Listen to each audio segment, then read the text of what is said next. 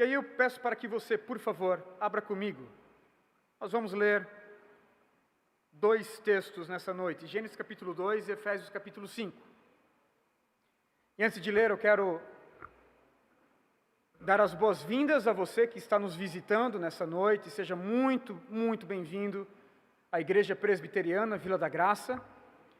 Nós amamos o Evangelho, amamos estar aqui reunidos em torno deste nome. E como pastor dessa comunidade, eu lhes dou as boas-vindas.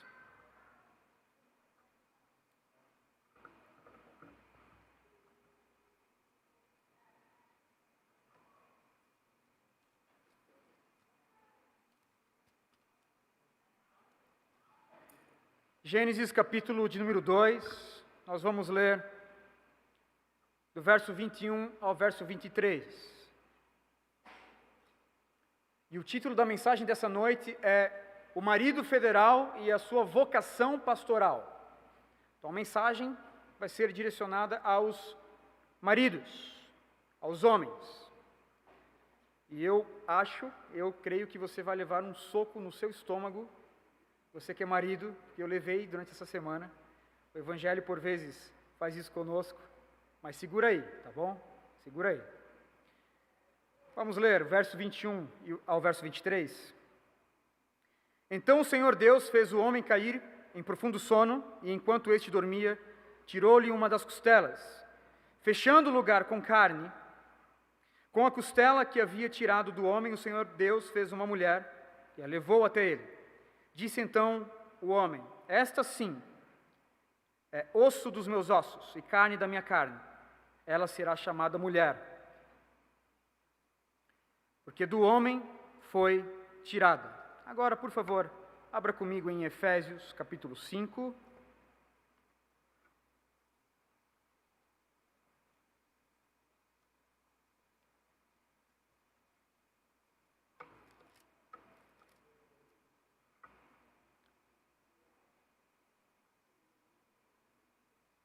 Nós vamos ler do verso 22 ao 32. Efésios capítulo 5, do verso 22 ao 32, diz assim: mulheres, sujeite-se cada uma a seu marido, como ao Senhor.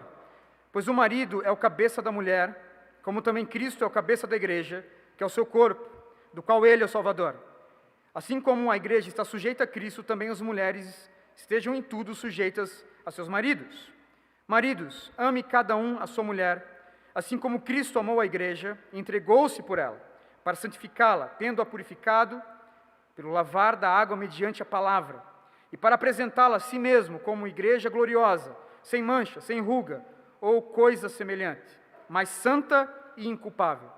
Da mesma forma, os maridos devem amar cada um a sua mulher como ao seu próprio corpo. Quem ama a sua mulher, ama a si mesmo. Além do mais, ninguém jamais odiou seu próprio corpo, antes o alimenta e dele cuida, como também Cristo faz com a igreja. Pois somos membros do seu corpo.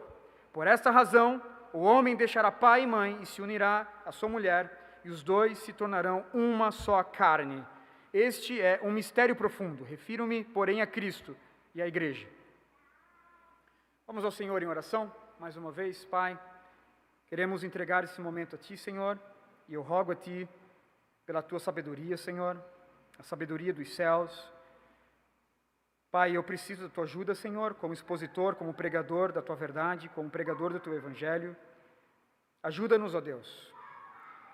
Pai, eu rogo a Ti para que o Senhor venha ajudar os homens dessa igreja, principalmente aqueles que são casados, ó Deus, a assumirem o seu papel como marido federal. Por favor, ajuda-nos. Senhor, não permita que eu venha passar alguma impressão errada, Senhor, acerca de Ti, da Tua verdade, Senhor, mas ajuda-me tão somente a pregar a Tua verdade, o Teu preceito e o Teu Evangelho. Faz isso para a glória do Teu nome. É assim que nós oramos, dizendo amém e amém.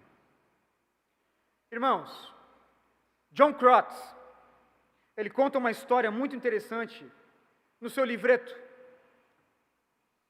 Homens Fortes. E a história que o John Crotts ele conta ali, ele fala sobre um pastor que quis fazer um seminário para homens. E ele colocou então na sua igreja, na nave da igreja, 2 marcações. A primeira marcação dizia o seguinte: homens que lideram bem as suas casas. Homens que são líderes espirituais da sua casa. Na outra marcação, dizia o seguinte: homens que não são líderes da sua casa. 2 marcações. E aí ele pedia então para que os homens daquele seminário pudessem então chegar até aquela marcação e fizessem ali uma fila. E o interessante, irmãos, é que quando ele viu, havia nessa marcação homens que não são líderes espirituais da sua casa. A fila estava gigante, estava enorme a fila. E na outra marcação, homens que lideram bem a sua casa, homens que são líderes espirituais da sua casa, havia tão somente um homem. Só um homem ali, mais ninguém. E aí os que estavam naquela fila, né, que dizia homens que não são líderes espirituais da sua casa, os homens olharam para aquele indivíduo e perguntaram assim: tá, mas qual é o segredo? Qual o segredo? Você é o único que está aqui? Qual o segredo aí para ficar nessa fila? E aí é o que o homem respondeu: segredo não tenho nenhum. A minha mulher simplesmente me mandou vir para cá e me disse para permanecer aqui, e aqui eu estou. Todos nós, irmãos, sabemos que nós estamos passando por uma crise de papéis nas famílias. Todos nós conhecemos famílias cujos membros estão completamente trocados nos seus papéis. Algo foi perdido ao longo do tempo. Algo foi esquecido e abandonado pela cultura que nos cerca. E a pergunta é: o que aconteceu? Irmãos, certamente, dentre tantos princípios que a nossa geração tem abandonado, o mandato masculino é um deles. É difícil, em nossos dias, achar uma simples calça masculina dentro do shopping. Eu lembro-me, certa feita, que eu e mais um presbítero tivemos que conversar com um jovem aqui na igreja, que usava roupas femininas. Shortinhos curtos, assim, dobradinho por cima do joelho. Jaqueta de couro. E aí nós fomos interrogá-lo e ele disse: não, eu compro nas seções aí de gênero indefinido. Olha só.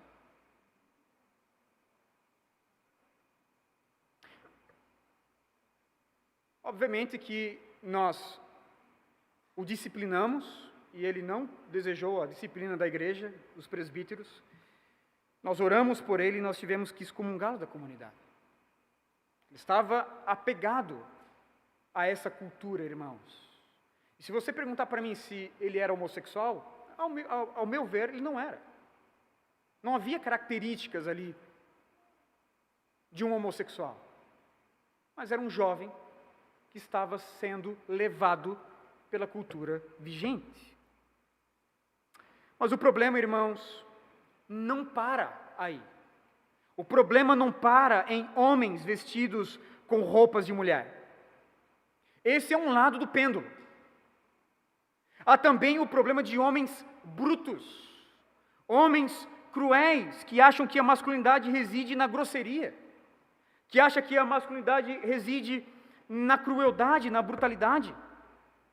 Alguns acham que a esposa é saco de pancada. Ou mesmo um amigo, né, da quinta série, que ele brincava e fazia brincadeiras e chacotas com qualquer coisa. De fato, irmãos, nós estamos passando por uma crise nos nossos dias. Nós estamos numa geração de extremos. De um lado você tem homens que parecem um shih tzu de apartamento. Do outro lado você tem verdadeiros pitbulls, babando ali, parece que saíram de uma ringa de briga. E a pergunta é: qual é o modelo bíblico do homem segundo Deus? Qual é o modelo que a Escritura traz do esposo piedoso?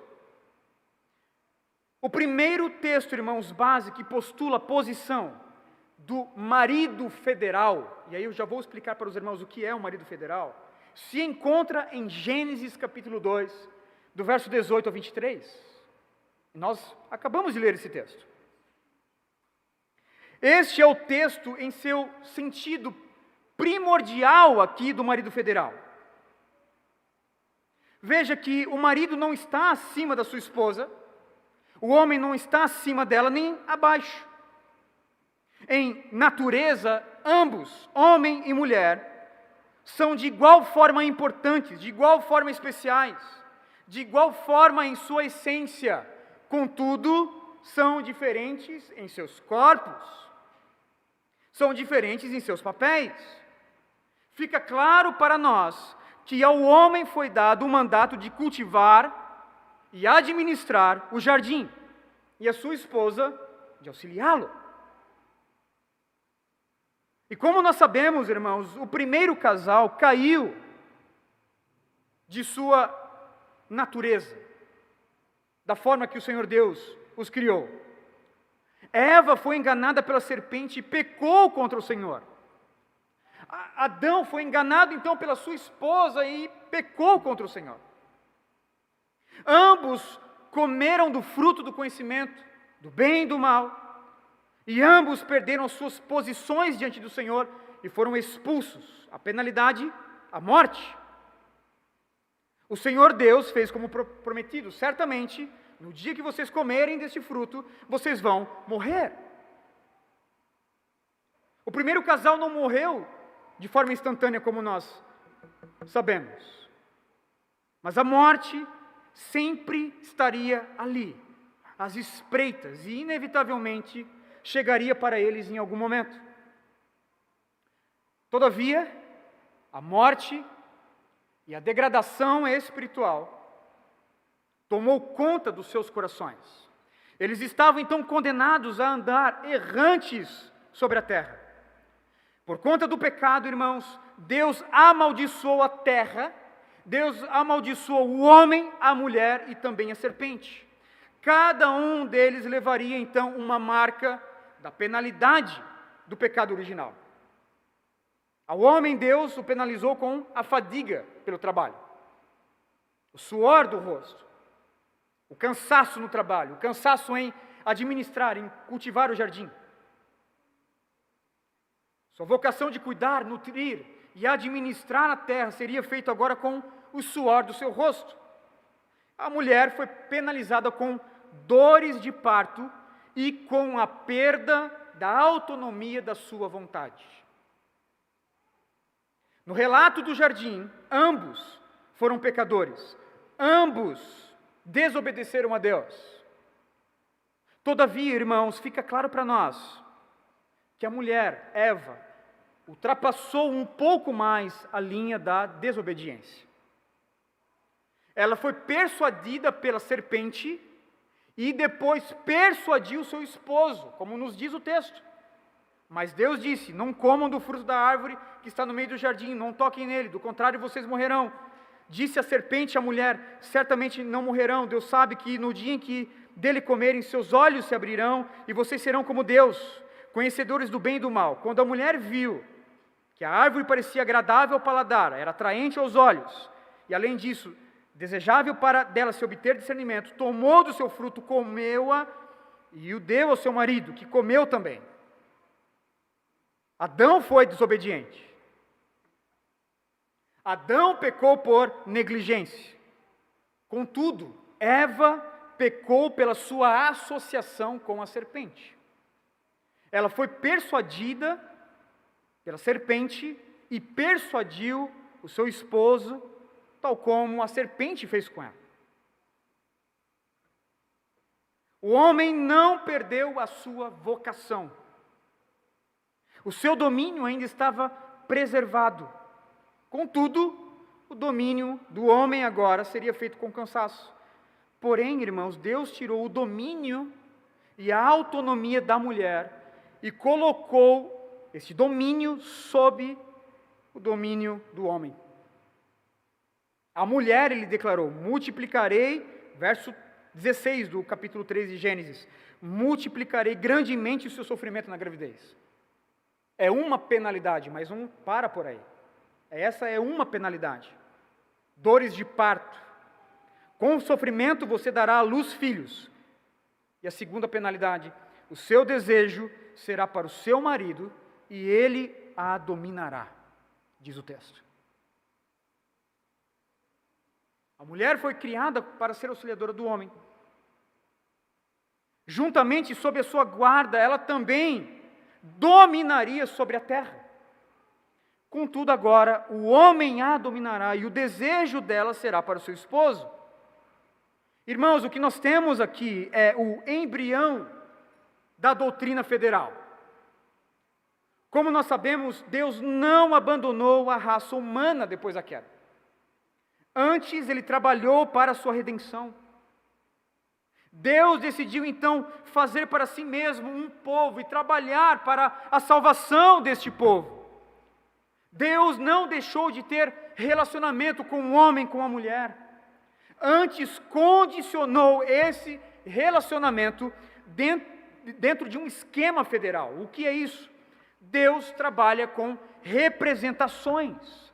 Quando nós falamos, irmãos, sobre federalismo dentro do pacto da graça, nós precisamos lembrar que nós trabalhamos então com representatividade. Deus trabalha com representatividade.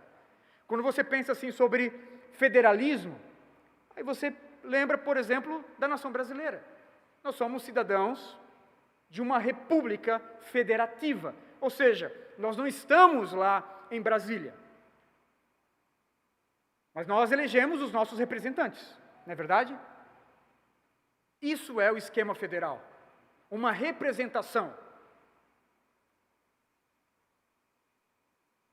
Podemos ver, irmãos, por exemplo, o esquema federal na doutrina do pecado imputado.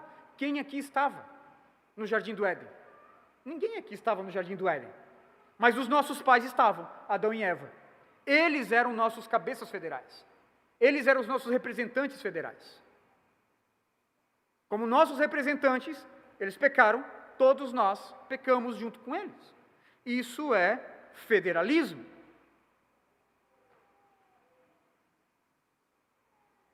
Da mesma forma, irmãos, nós podemos ver isso na doutrina da salvação, o esquema federal dentro da doutrina da salvação.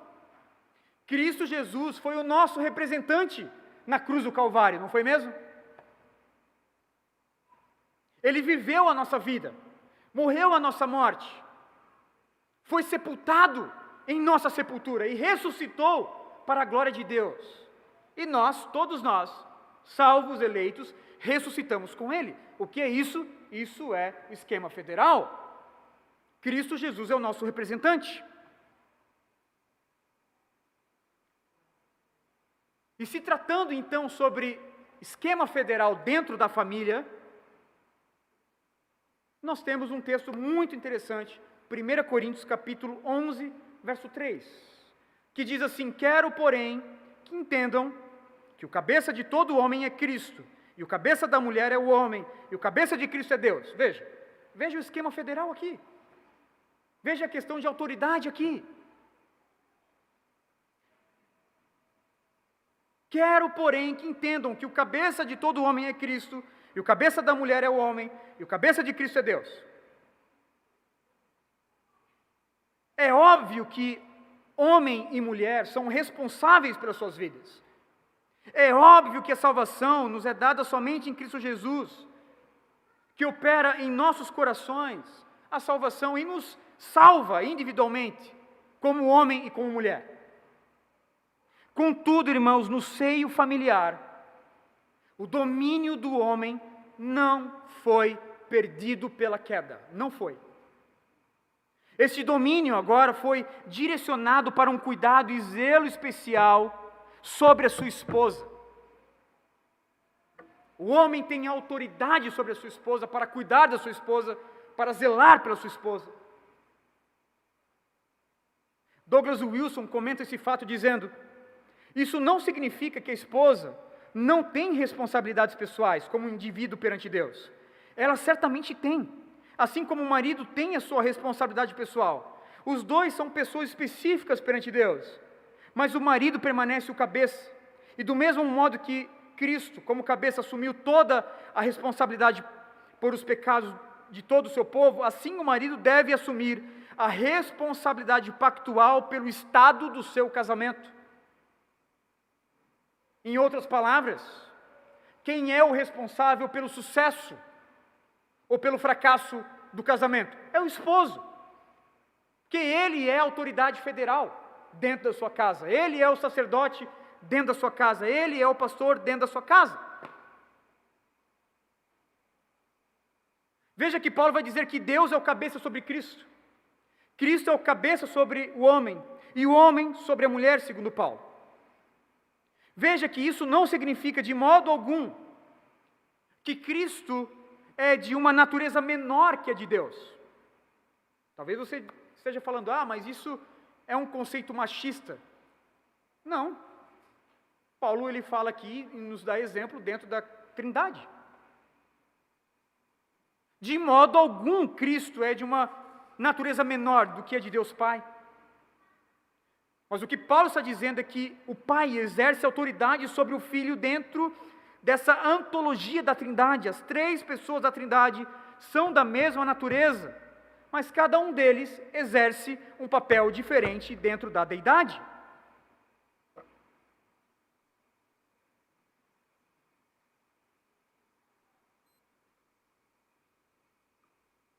Simon Kistemaker comenta dizendo: mesmo Deus tendo uma autoridade sobre Cristo, Cristo não é inferior a Deus o Pai. De maneira semelhante, a autoridade do homem sobre a mulher não implica inferioridade da mulher ou superioridade do homem. Pelo contrário, assim como Cristo em sua essência é igual a Deus o Pai, assim a mulher em seu ser e valor é igual ao homem. O que nós temos aqui, irmãos? Nós temos aqui um ciclo de relacionamento onde cada pessoa exerce o seu papel. Deus exerce o seu papel para o bem de Cristo. Cristo exerce o seu papel para o bem do homem e o homem exerce o seu papel para a sua esposa. E bem da verdade agora, falando para nós aqui da nossa geração, há muitos anos os maridos têm perdido o propósito central pelo qual Deus o constituiu cabeça sobre a sua família. Cristo constituiu o homem, o marido federal, como cabeça da sua família. Ele é cabeça. Alguns são cabeças duras. Alguns são cabeças duras. Caíram no machismo arrogante. Outros se deixaram levar pelos ideais feministas. Contudo, nós, homens, precisamos reassumir as nossas posições no pacto, na aliança da família, e cuidar, zelar e instruir a nossa família para a glória de Deus. A pergunta é: como fazer isso? Por onde começar? Quais são os princípios que o marido federal deve abraçar para ser um cabeça federal à maneira de Deus em sua própria casa? E aí eu quero destacar aqui algumas verdades. A primeira verdade, eu quero destacar a autoridade do marido federal. A autoridade do marido federal. A Bíblia claramente parte da premissa, irmãos, que o homem recebeu da parte de Deus um mandato para liderar o seu lar como autoridade. É o que nós podemos ver em Gênesis capítulo 2, do verso 21 ao 23. Nós lemos esse texto. Quando olhamos para a ordem da criação, nós podemos concluir que ao homem foi dado a autoridade. Por quê? Em primeiro lugar, a mulher foi feita para o homem e não o contrário. A mulher foi feita para o homem e não o contrário. Em segundo lugar, a mulher foi criada depois do homem. O fato de Adão ser o progenitor da raça humana inteira claramente aponta para a sua autoridade sobre Eva.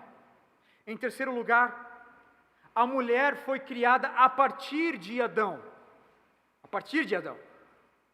E aqui nós podemos ver a completa igualdade do homem e da mulher, porque a mulher foi feita a partir do homem. Eles foram feitos da mesma substância. Quando o marido acha que a esposa é inferior a ele, ele não entendeu o texto e certamente não é o marido federal à maneira de Deus. Ambos são iguais em valor, ambos são idênticos. Contudo, a mulher foi criada a partir de Adão. Adão assume essa autoridade sobre Eva. Em quarto lugar, a mulher também foi levada ao homem, segundo Gênesis capítulo 2. Além de ser criada para o homem, depois do homem, a partir do homem, a mulher também foi levada ao homem. Irmãos, Deus não deixou os dois se conhecerem sozinhos ali. Fez a mulher e deixou, vamos ver o que vai acontecer agora, né? Vamos ver. Não, Deus levou a mulher ao homem. É tua, Adão. Em quinto lugar, o homem deu nome à mulher. Gênesis capítulo 2, verso 23. Talvez aqui esteja o ato mais significativo de autoridade.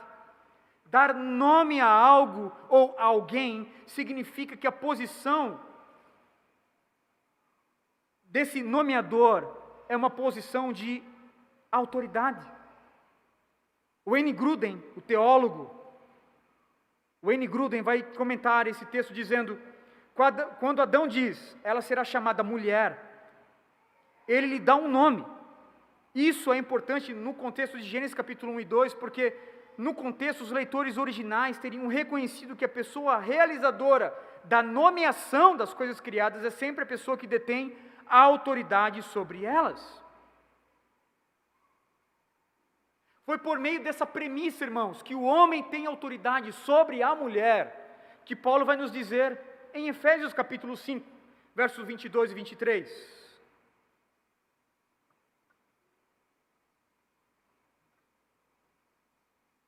Efésios, capítulo 5, versos 22 e 23. Mulheres, sujeitem-se aos seus maridos, como o Senhor, pois o marido é o cabeça da mulher, como também Cristo é o cabeça da igreja, que é o seu corpo, do qual ele é o Salvador.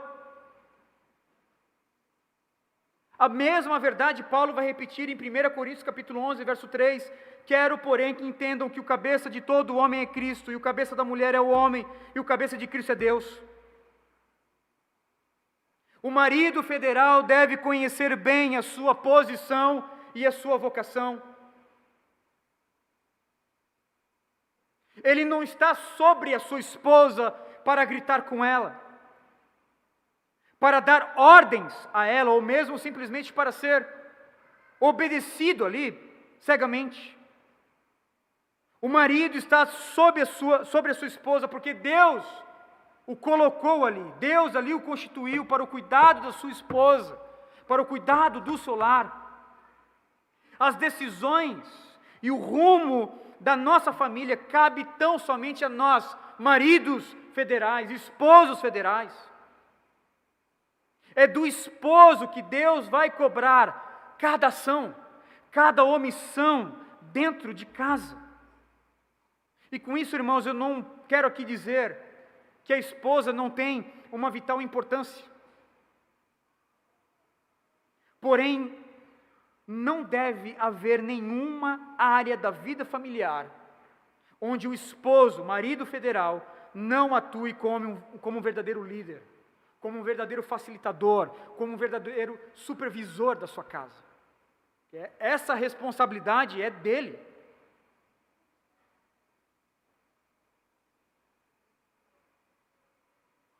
Como dominador da sua família, o marido federal tanto é o responsável pelo cuidado físico da sua esposa, dos seus filhos, como também o responsável pelo cuidado espiritual da sua casa. É o que Paulo está dizendo em Efésios capítulo 5. Sabe o que isso quer dizer? Que cada casamento, em cada lugar do mundo, é uma ilustração de Cristo e a igreja.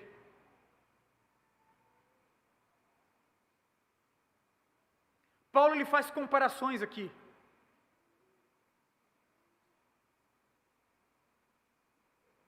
De maneira inspirada, Paulo ele olha para o casamento e ele sabe que o casamento é uma foto do relacionamento de Cristo e a sua igreja.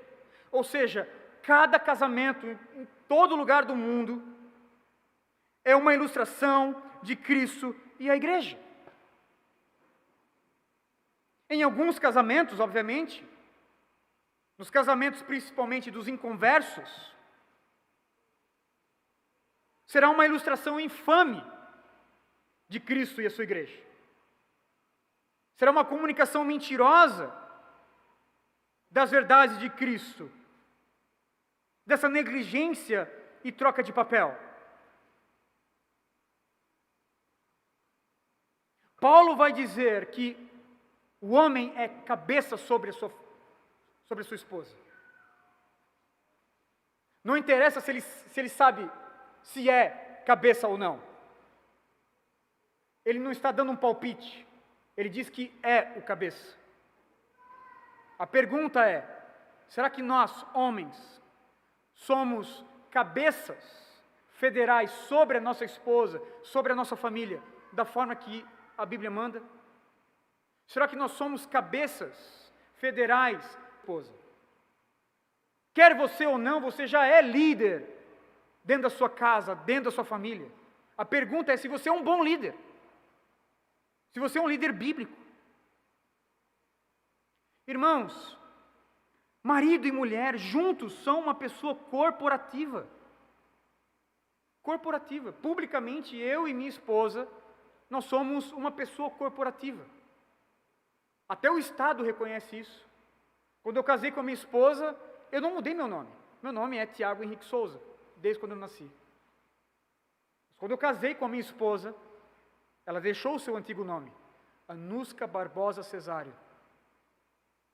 E se passou a se chamar, então, Anuska Barbosa Souza. Por quê? Eu represento os Souzas. Ela está debaixo da minha tutela. E eu a represento perante Deus. Ela faz parte da minha família, faz parte da minha casa, faz parte da minha tutela, está dentro do meu cercado. Cabe a mim a responsabilidade de cuidar, de zelar por essa mulher que deixou o seu pai e se uniu a mim, inclusive colocando o meu sobrenome em seu nome. Infelizmente, irmãos, o Ocidente tem sofrido com os golpes da revolução feminista, desde os anos 60, anos 70. Apelar para a cultura bíblica de família, hoje, é ser visto como algo patriarcal, como algo opressor. Se reposicionar e assumir o papel de liderança dentro de casa, hoje é visto como algo antiquado. Por quê? Porque a sociedade ainda pensa que essa autoridade que Deus constituiu rebaixa a mulher. E olhando para a Escritura, e para o paralelo que Paulo faz aqui com a Trindade, não há rebaixamento algum das mulheres. Postular que a autoridade do marido na família menospreza a mulher é uma gigantesca falácia.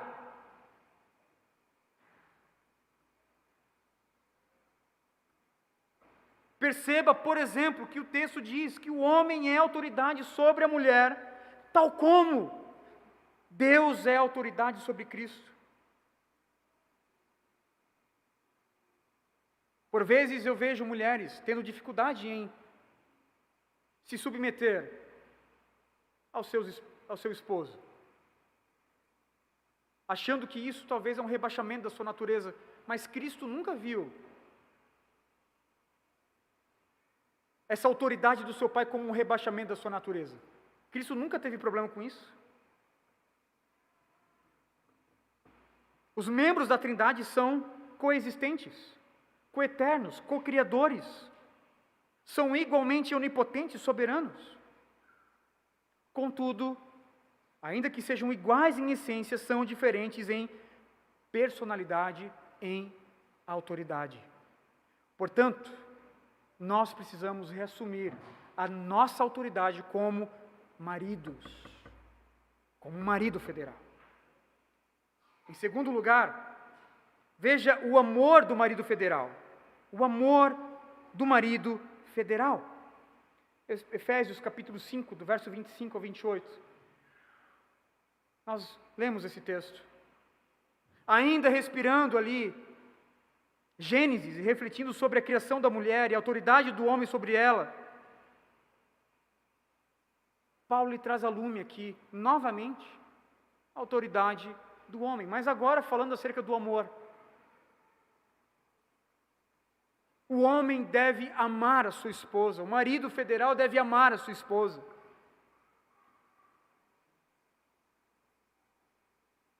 Irmãos, meditando sobre o dever do homem em amar a sua esposa, o puritano Matthew Henry comentou dizendo, nunca se esqueça disso, nunca se esqueça dessas palavras, veja, Eva não foi feita da sua cabeça. Matthew Henry está olhando agora para a criação de Eva. Eva não foi feita de sua cabeça para não superá-lo, da cabeça de Adão para não superá-lo, nem dos pés de Adão para não ser pisoteada por ele, mas do seu lado, para ser igual a ele, de sob o seu braço, para ser protegida, e perto do seu coração, para ser amada. Que coisa linda! É exatamente isso que Paulo está escrevendo em Efésios. Maridos, amem as suas mulheres, assim como Cristo amou a igreja e entregou-se a si mesmo, por ela para santificá-la, tendo-a purificado pelo lavar da água mediante a palavra, e apresentá-la a si mesmo como igreja gloriosa, sem mancha, sem ruga, ou coisa semelhante, mas santa e inculpável. O papel mais importante do marido federal é o de amar profundamente a sua esposa. Se ele amar profundamente a sua esposa, todas as outras responsabilidades o acompanharão. Porém, sem amor pela sua esposa, o marido federal será desprovido de exercer qualquer liderança digna em seu lar. Deus nos chama, você que é casado, homem casado, Deus nos chama nessa noite a nos dedicar em amar as nossas esposas, até as últimas consequências. Paulo vai dizer aqui algumas verdades, irmãos. Em primeiro lugar, os homens devem amar a sua esposa do mesmo modo que amam os seus próprios corpos, é o que Paulo vai dizer. Cada esposo deve trabalhar e buscar o bem da sua esposa, como se fosse para ele mesmo. Isso não é nada menos do que aplicar a regra de ouro, né? Amar o próximo como a si mesmo, dentro do casamento.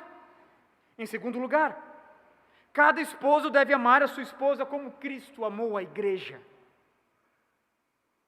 Ele precisa lembrar que o seu relacionamento com a sua esposa e a forma que ele a trata é uma figura viva de Cristo Jesus. Essa lembrança, como bem lembrou Douglas Wilson, deve ser o seu primeiro dever no casamento. Não basta amar. É preciso amar a nossa esposa como Cristo amou a sua igreja. Em outras palavras, o marido não tem a escolha de ficar calado. Ele não tem a opção de permanecer em silêncio. Ele sempre está comunicando Cristo, sempre está comunicando a forma que Cristo trata a sua noiva, a igreja. Por quê? Porque o próprio Senhor é o marido da sua esposa, a igreja. E o Senhor Deus chamou cada marido, cada esposo a imitá-lo. Não é isso que Paulo vai dizer em Efésios capítulo 5, verso 1? Portanto, sejam imitadores de Deus como filhos amados.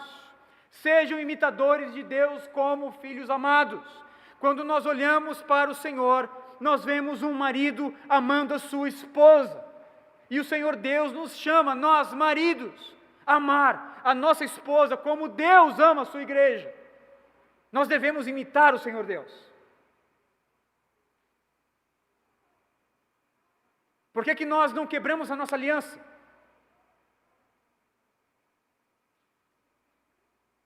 Por que não nos é permitido se deitar com outras mulheres? Por que não nos é permitido ter um casamento poligâmico?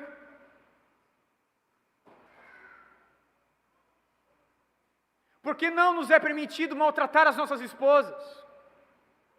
Porque Deus não faz assim com a sua igreja, Deus não faz assim com a sua noiva. Deus nunca quebrou as suas alianças. O nosso Deus, Yahvé, é um Deus de aliança. E o nosso Deus de aliança é o Deus que nos chama a imitá-lo.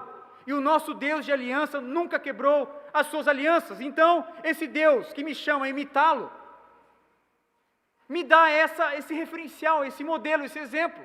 Se o meu Deus nunca quebrou as suas alianças, eu nunca devo quebrar as minhas alianças. Porque o meu Deus não quebra as suas alianças. Eu preciso imitá-lo.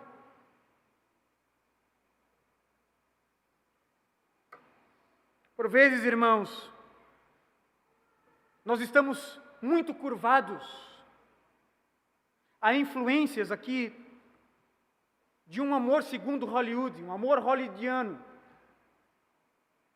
onde o amor é tão somente rebaixado aqui à emoção, ao sentimento.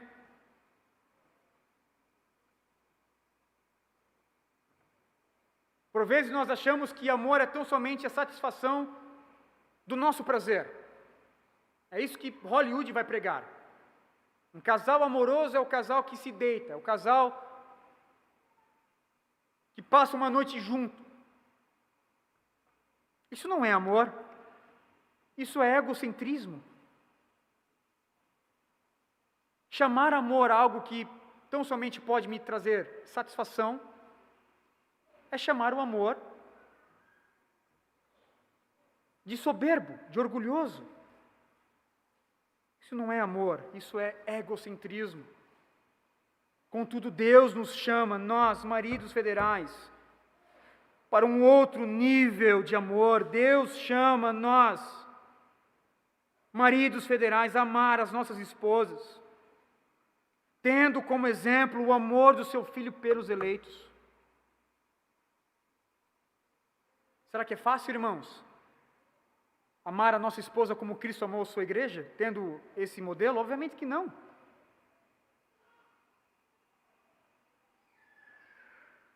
A nossa carne milita contra isso todos os dias.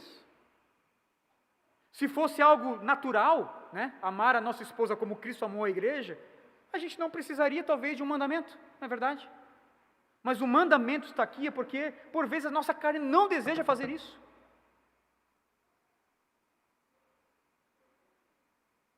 Irmãos, nós somos cabeças sobre as nossas esposas, nós devemos amá-las. Precisamos nos dedicar e nos sacrificar para o bem das nossas esposas, porque foi exatamente isso que Cristo fez por nós. E aí, trazendo aqui algumas aplicações, reflita comigo, esposo, por favor, você que é homem casado. Você se sente seguro em Cristo Jesus? Você faz parte da noiva de Cristo Jesus, você faz parte da igreja, certo? Você junto com outros, você é noiva de Cristo Jesus. Você se sente seguro com Ele? Obviamente que sim, né? Você se sente seguro com Ele. Aí eu pergunto para você, será que a sua esposa se sente segura com você?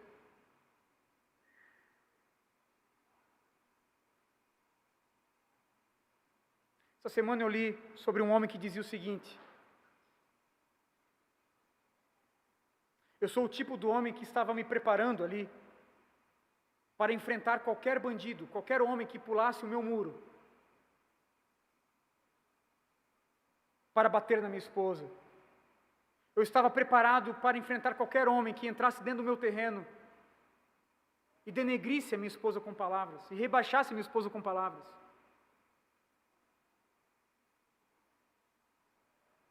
E aí eu percebi que este homem sou eu mesmo. Sou eu que entro dentro da minha casa todos os dias depois do trabalho e começo a denegrir a minha esposa com palavras, e começo a rebaixá-la com palavras. Irmãos, nós precisamos lembrar de uma verdade bíblica. O Evangelho nos dá soco no estômago mesmo, certo? Por vezes nós precisamos levar uns belos murros assim na cara do Evangelho. Um desses murros está em 1 Pedro capítulo 3, verso 7. Pedro vai dizer que até mesmo as orações de maridos que maltratam sua esposa, orações de maridos que denigrem a sua esposa, que não a trata como a parte mais frágil e coerdeira, segundo a graça, essas orações são interrompidas. Ou seja, Deus simplesmente não quer ouvir a oração desses homens. Não quer ouvir. Nós precisamos amar a nossa esposa. Deus nos chamou para amar as nossas esposas, tendo como referencial o mais alto e sacrificial amor de todos, o amor de Cristo pela sua igreja, Terceira verdade, eu quero falar acerca do serviço do marido federal. Serviço. Não basta demonstrar carinho e afeições. É necessário suprir e trabalhar arduamente para o bem da nossa casa, principalmente para o bem das nossas esposas.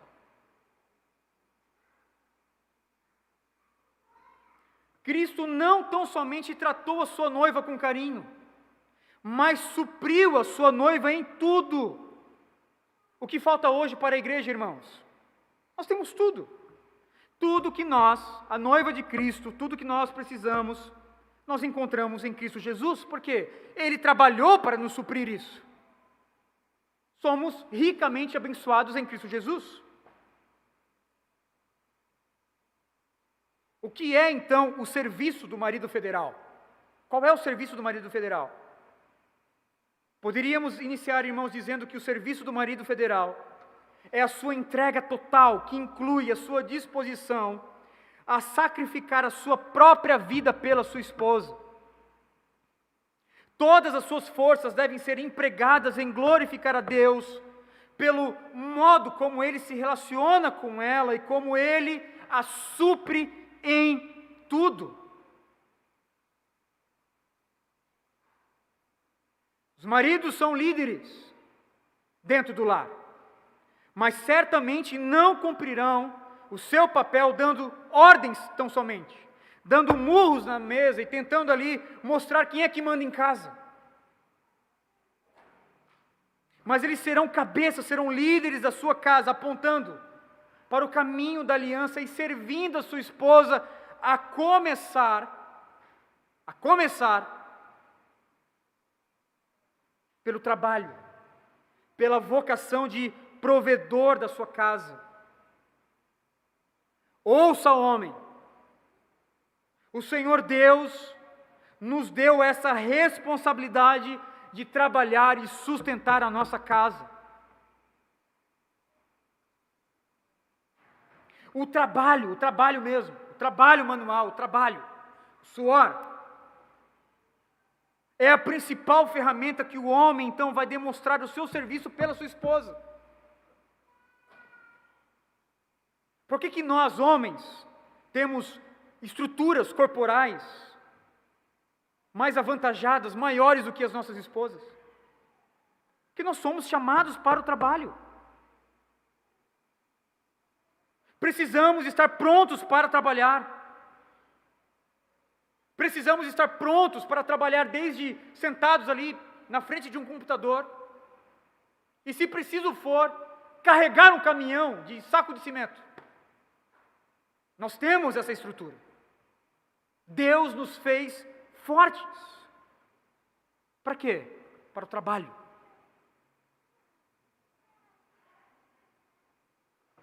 Essa é a nossa vocação.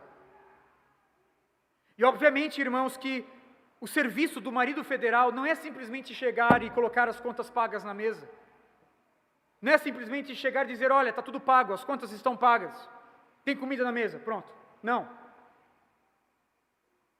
Todavia, ser um marido federal também não é menos do que isso. E a pergunta é, o que a Bíblia tem a nos dizer sobre isso? A Escritura diz, irmãos, que nós negamos a nossa própria fé e nós somos piores do que os inconversos, se negligenciarmos o nosso papel de provedor dentro da nossa casa. 1 Timóteo capítulo 5, verso 8. Se alguém não cuida dos seus parentes, se alguém não cuida da sua própria casa, especialmente da sua própria família, negou a fé e é pior do que um descrente. Veja, mais um soco aí na sua cara. Ninguém respeita um homem que não trabalha. Você pode ser burro, você pode ser feio, você pode ser fedido, sei lá, não sei, você pode ter vários defeitos. Mas se você trabalha, você é um homem de respeito.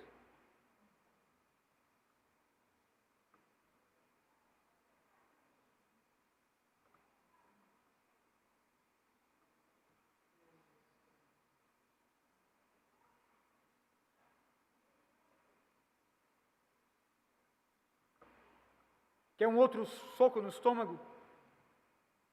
Mais um, aguenta aí. Você é homem, então você aguenta mesmo. 2 Timóteo, capítulo 3, verso 10. Se alguém não quer trabalhar, também não coma. É mole? Tu acha que Paulo está sendo generoso aqui com os homens? Não. Paulo está dizendo, deixa o camarada passar fome. Deixa ele passar fome, até que ele comece a trabalhar.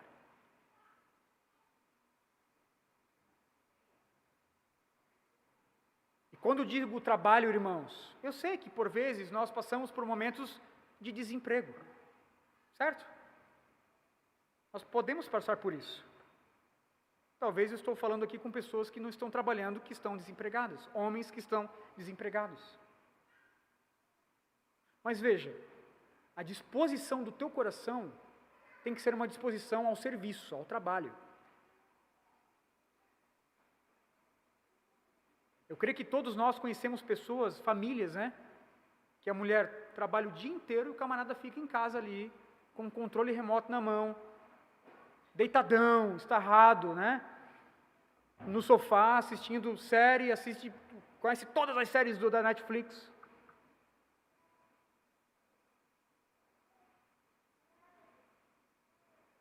Obviamente que esse homem tem um problema com o trabalho. Se você está desempregado, essa palavra não é para você. Isto é, se você tem a disposição ao trabalho. Estou falando aqui de vagabundos, de vadios.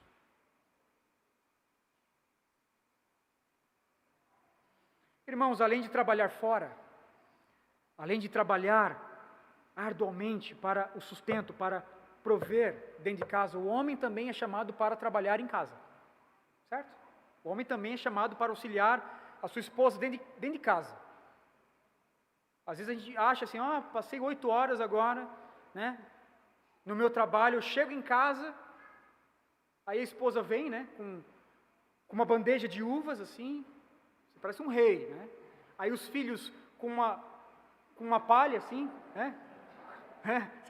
o rei chegou, você está ali. Não, irmãos, precisamos ajudar em casa. Cozinhar feijão, é isso. Lá em, só a título de exemplo, modelo, lá em casa, eu gosto de cozinhar, eu gosto, para mim é uma terapia fazer comida, eu gosto. Lá em casa, quem faz comida sou eu, irmãos. Minha esposa também cozinha, mas eu prefiro cozinhar, E nós nos entendemos assim, eu estou trabalhando também dentro da minha casa. E certamente homens não querem trabalhar dentro de casa. Sabe quantos homens precisam? Quantos homens precisam para trocar um rolo de papel higiênico? Quantos homens é necessário para trocar um rolo de papel higiênico? Sabe quando o papel higiênico acaba? Quantos homens é preciso? Ninguém sabe, porque nenhum homem tentou.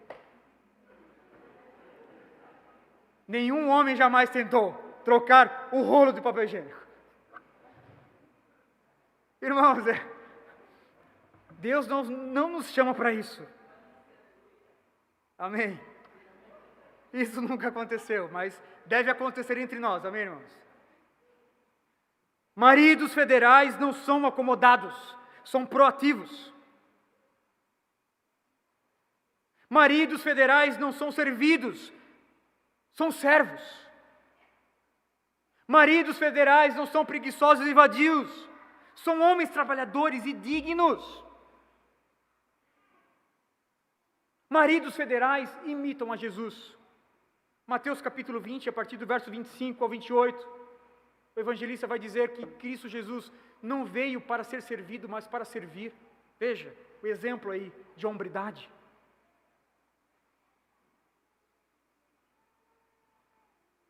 Próxima verdade, irmãos, a santificação do marido federal. A santificação do marido federal. Deus nos chama para a autoridade, Deus nos chama para amar a nossa esposa, Deus nos chama para servir a nossa esposa, Deus nos chama para santificar a nossa esposa, Deus nos chama para santificar a nossa casa.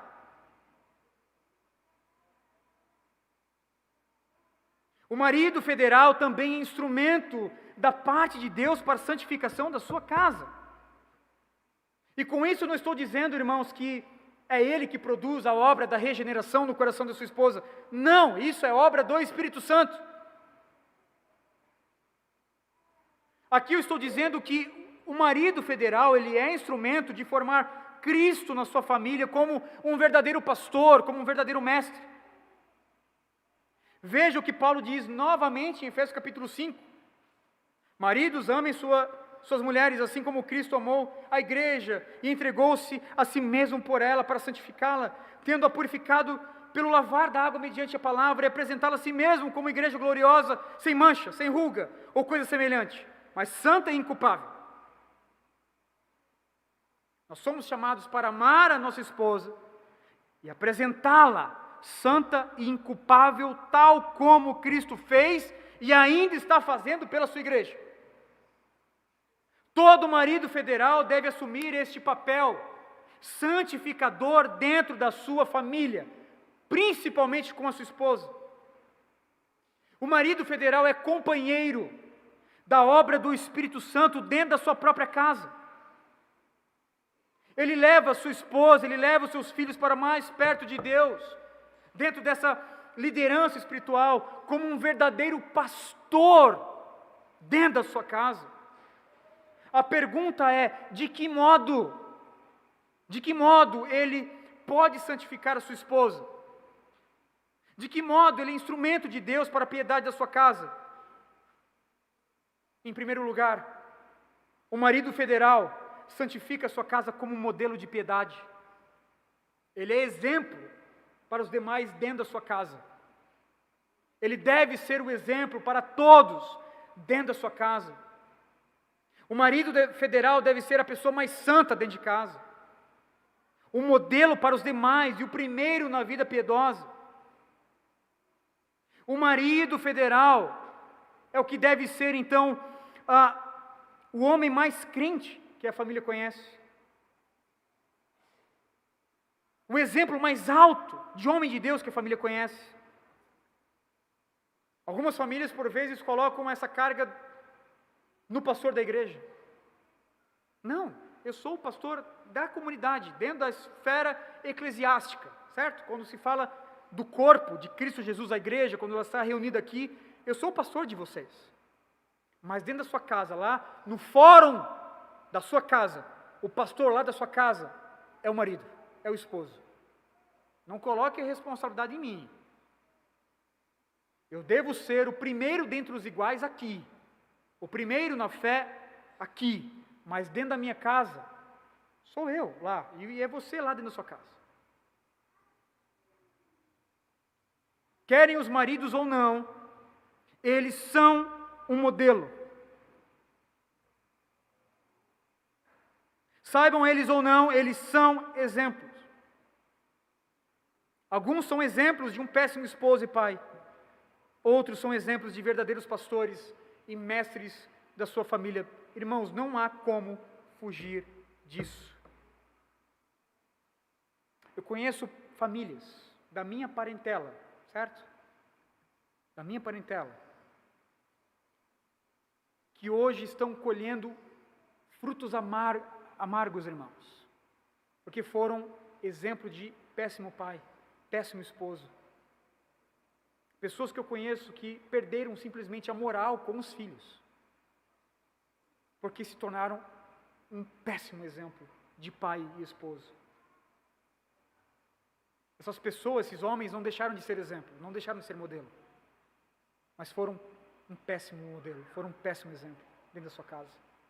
Em segundo lugar, o marido federal santifica a sua esposa e sua casa, orando pela sua casa, orando pela sua esposa e orando com a sua esposa. Perceba novamente que nós somos uma foto de Cristo. Nós, homens, somos representantes da nossa família perante Deus. Nós temos a responsabilidade de imitar o ofício de Cristo. E a pergunta é, o que Cristo está fazendo agora, neste momento nos céus? Cristo está orando pela sua noiva, Cristo está orando pela sua igreja.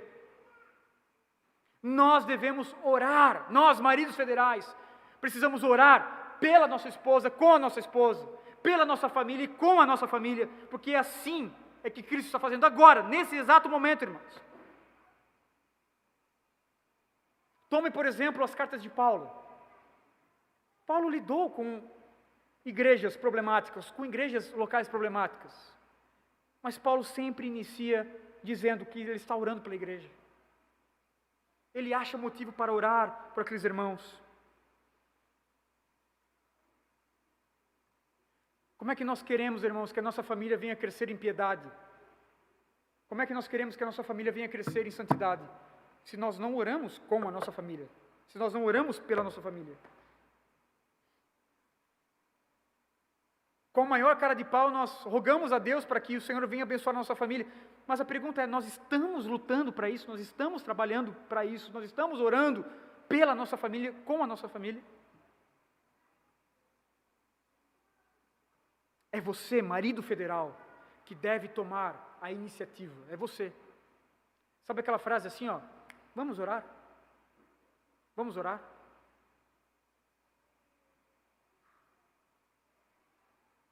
Essa iniciativa deve vir do marido. A iniciativa deve vir dele. Vamos orar? Ele é o líder. Vamos orar. Vamos convidar aquela família para estar conosco aqui no dia do Senhor. Vamos orar por aquela família. Vamos ter um momento agora de discipulado, vamos ter um culto familiar. Essa iniciativa, deve partir da boca do esposo. Ele é o representante federal. Em terceiro lugar, o marido federal santifica a sua esposa e seus filhos por meio da palavra. Por meio da palavra. O marido bíblico piedoso vai conduzir a sua família na verdade de Deus. E a verdade de Deus é a palavra de Deus.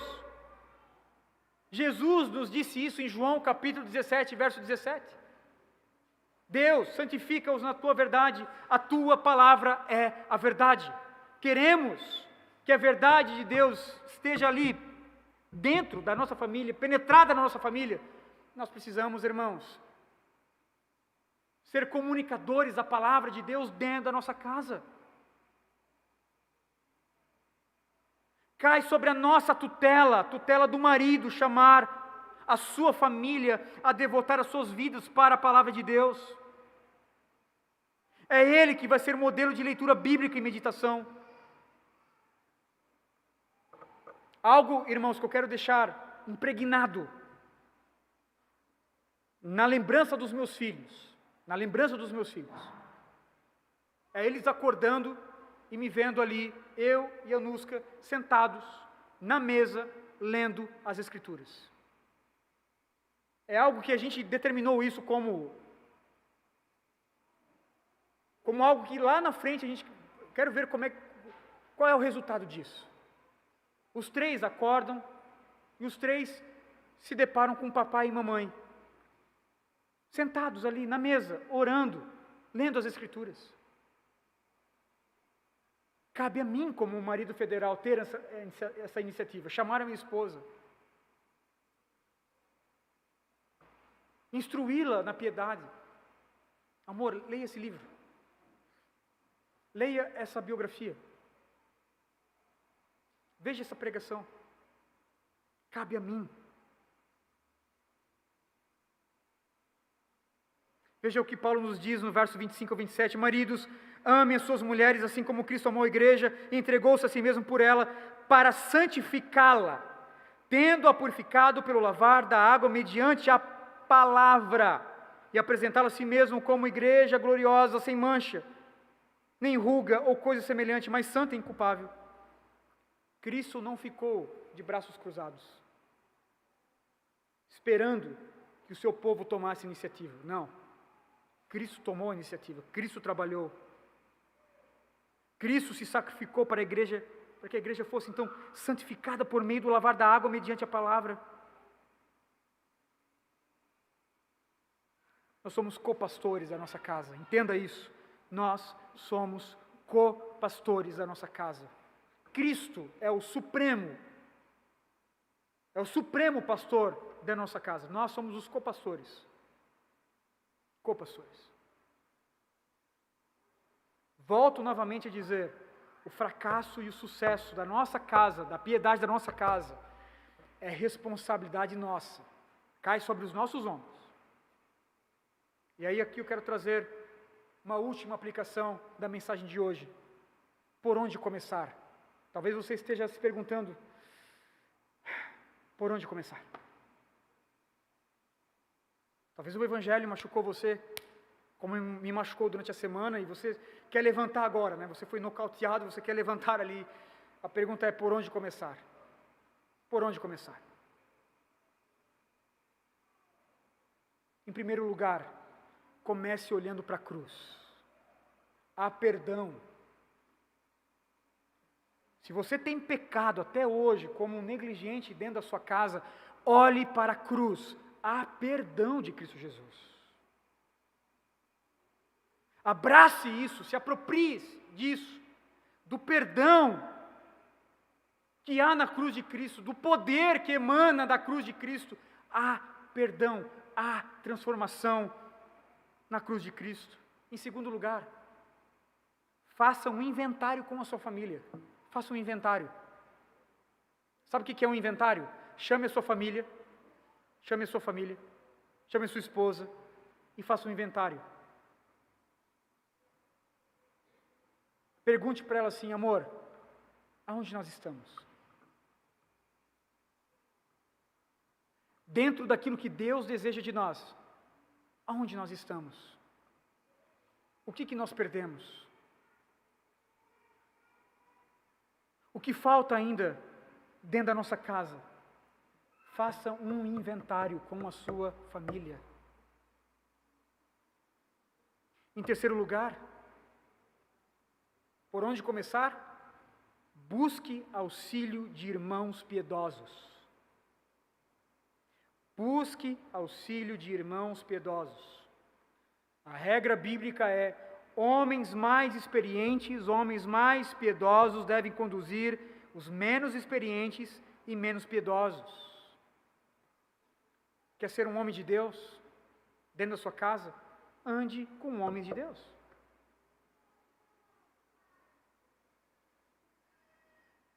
Ande com homens experientes.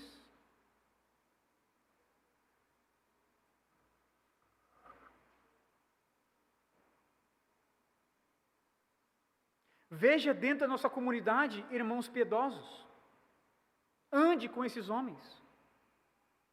Pergunte para esses homens como é que o casamento deles permaneceu durante esses anos. Talvez, eu tenho certeza que há irmãos aqui, casais que estão 25, 30 anos casados.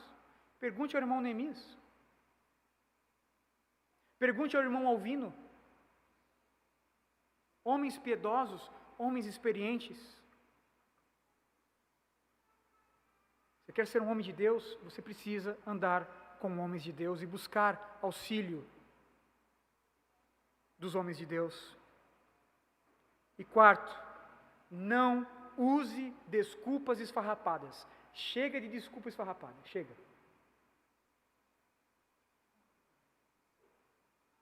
Assumir a responsabilidade de um marido federal e trazer desculpa esfarrapada são duas coisas que não combinam. Não se misturam. Se você decidiu voluntariamente casar, você assumiu a responsabilidade de cuidar espiritualmente da sua casa. Eu acho que você não foi obrigado a casar, né? Você não foi obrigado. Você foi lá no pai da sua esposa, lá no seu sogro, você foi lá na casa dele, você falou com ele, você casou voluntariamente, você não fez isso obrigado, certo? Então você assumiu essa responsabilidade. Assuma isso. Assuma, leve no peito. Isso é algo que nós, homens, precisamos assumir. Chega de desculpas esfarrapadas. Deus nos chama a sermos líderes espirituais. Amém, irmãos? Vamos ao Senhor em oração? Pai, nós louvamos o Teu nome nessa noite. Obrigado pela Tua presença, Senhor, pelo Teu cuidado com todos nós. Eu peço para que o Senhor venha nos auxiliar, nos ajudar, Pai, nós, homens dessa igreja, a assumir, Senhor, a nossa autoridade, aonde o Senhor nos colocou, a posição que o Senhor nos colocou. Ajuda-nos, ó Deus, a amar a nossa esposa como o Teu Filho, ó Deus, amou a igreja. Ajuda-nos, ó Deus, a servir a nossa esposa. Ajuda-nos, ó Deus, a santificar a nossa esposa, Pai, por meio de um modelo bíblico de piedade. Por favor, faz isso para a glória do Teu nome. Nós queremos, Pai, ser fiéis, Pai. Nós queremos ser homens fortes, valentes, homens de liderança dentro da nossa casa. Faz isso, Pai, para a glória do Teu nome, para a alegria, Senhor, do nosso lar, para a alegria da Tua igreja. É assim que eu oro em Cristo Jesus. Amém e amém. Irmãos, enquanto nós cantamos,